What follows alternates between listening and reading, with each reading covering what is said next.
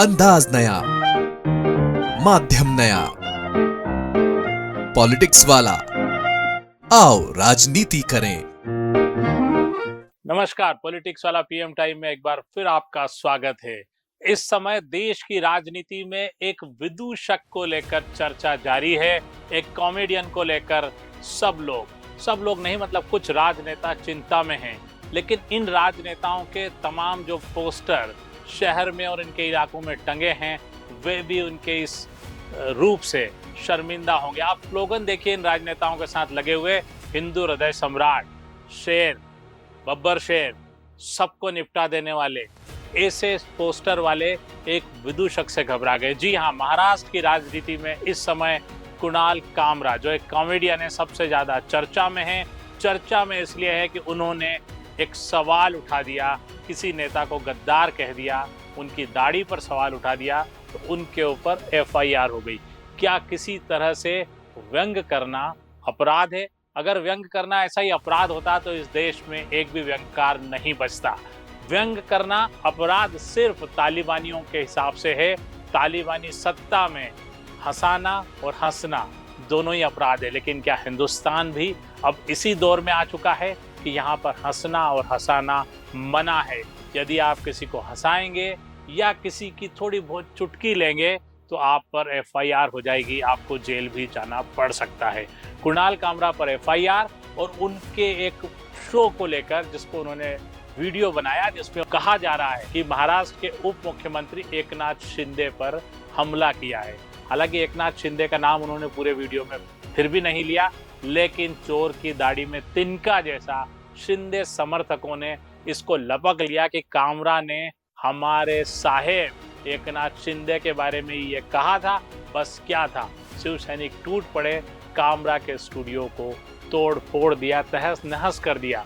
इसके बाद होना ये था कि अभिव्यक्ति की आज़ादी, फ्रीडम ऑफ स्पीच, इन सबको तो छोड़ ही दीजिए, ये तो व्यंग और हंसने की बात ही है।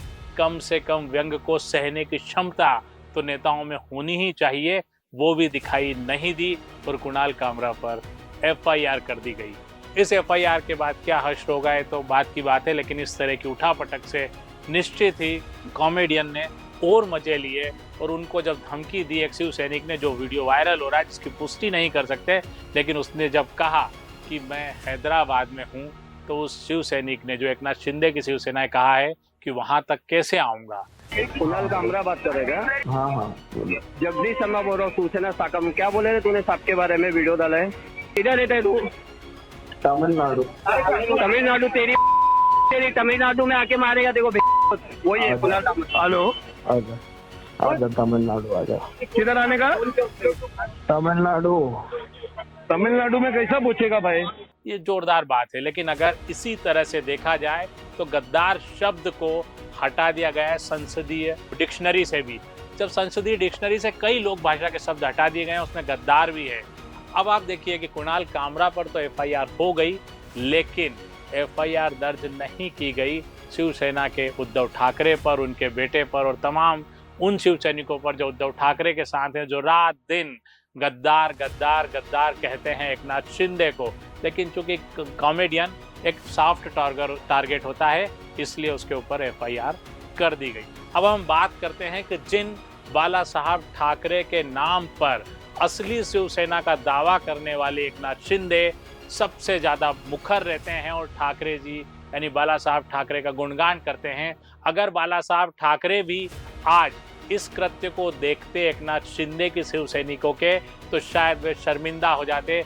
वे एकनाथ शिंदे और उनके शिव सैनिकों को कभी माफ नहीं करते, क्योंकि खुद बाला साहब ठाकरे एक अच्छे कार्टूनिस्ट रहे हैं और उन्होंने इंदिरा गांधी से लेकर तमाम व्यवस्थाओं पर समय समय पर सवाल उठाया, लेकिन उन पर कोई एफआईआर नहीं हुई, उनको कभी गिरफ्तार नहीं किया गया। अगर कांग्रेस शासन में इस तरह से एफआईआर होती तो इस देश में हरिशंकर परसाई जैसे लोग नहीं होते, आर.के. लक्ष्मण जैसे लोग नहीं होते, लक्ष्मण के कार्टून नहीं होते, राजेंद्र घोड़पकर नहीं होते।